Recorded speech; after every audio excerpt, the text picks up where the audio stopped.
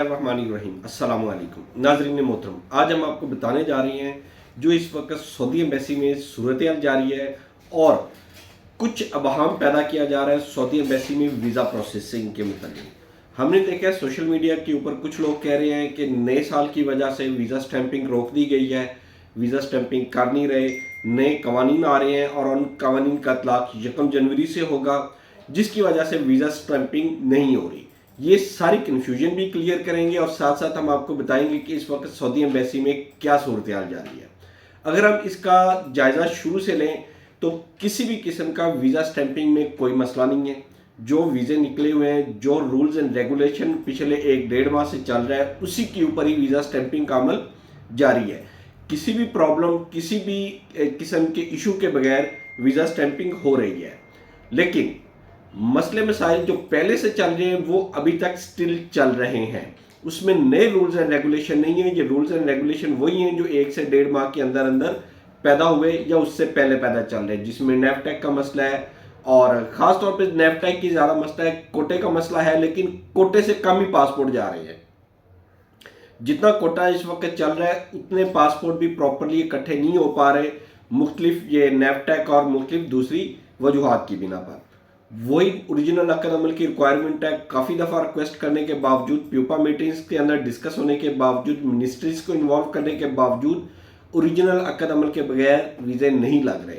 कोशिश यही थी कि अक्द अमल आए, उसका बारकोड स्कैन हो, वेरीफाई हो, अक्द अमल ओरिजिनल है, वीज़ा लग जाना चाहिए। लेकिन सऊदी एम्बेसी इसी बात पे ही अड़ी हुई है कि जो अक्द अमल सऊदीया से बनेगा वो ओरिजिनल पाकिस्तान आएगा, 7 केस के लग के एम्बेसी में जमा होगा, फिर वीज़ा हम लोग स्टैंप करेंगे। इसके ऊपर उन्होंने रिलैक्सेशन की किसी भी किस्म की ना तो अभी तक कोई हामी भरी है और ना ही इनकी हामी भरने का कोई प्लान है। लेकिन इधर से हमारी कोशिश यही है कि इसको वेव ऑफ किया जाए, ओरिजिनल को ख़त्म किया जाए, स्कैन और बारकोड वाला अक्द अमल जो है उसको एक्सेप्ट किया जाए। अब रही बात सऊदी एम्बेसी में वीज़ा स्टैंपिंग की। अगर हम वीज़ा स्टैंपिंग में जाते हैं तो वीज़ा स्टैंपिंग पे कुछ मराइल ऐसे हैं जिनके ऊपर काफ़ी ज़्यादा मुश्किलात आ रही हैं।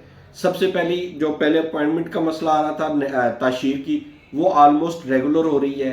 वो लाहौर में ही सिर्फ 1 से 2 दिन का गैप आ रहा है, उसके अलावा किसी सिटीज़ में ऐसा नहीं है। जब चाहे जिस दिन की चाहे मर्जी आप अपॉइंटमेंट बुक कर सकते हैं बाकी शहरों में। नेक्स्ट आ जाता है एम्बेसी में, वही कोटा सिस्टम जारी है, लेकिन कोटे के ऊपर भी पासपोर्ट नहीं जमा हो रहे, उतने पासपोर्ट भी इकट्ठे नहीं हो रहे। उसकी रीजंस क्या है? सबसे पहले तो लोडिंग अनलोडिंग के नेफ्टैक के ऊपर इतनी ज़्यादा स्लॉट्स का गैप है जिसकी कोई मिसाल नहीं। फॉर एग्जांपल, लोडिंग अनलोडिंग की स्लॉट्स जो है वो 10-15 तारीख जनवरी से पहले की मिल ही नहीं रही। मुख्तलिफ शहरों में स्लॉट्स हैं, काफ़ी ज़्यादा शहरों में इसकी ऑप्शन है, इसके बावजूद वहाँ पे अवेलेबिलिटी नहीं आ रही। रीज़न क्या है? यकदम सऊदी अरेबिया से लोडिंग अनलोडिंग के वीज़ों की ज़्यादा तादाद में निकलना था और ड्राइविंग वीज़ों का कम होना था। जैसे ही ये मोहसिन नकवी वाला वाक़या हुआ था, जो वज़ीर दाखिला ने एयरपोर्ट पर एक ड्राइवर को पकड़ा था, उसके बाद से ड्राइवर्स के वीज़ों का निकलना ऑलमोस्ट ख़त्म हो चुका है सऊदी अरेबिया से। लोग सिर्फ वही वीज़े निकलवा रहे हैं जिनके पास ड्राइविंग लाइसेंस है, उसके अलावा कोई भी वीज़ा नहीं निकाल रहे।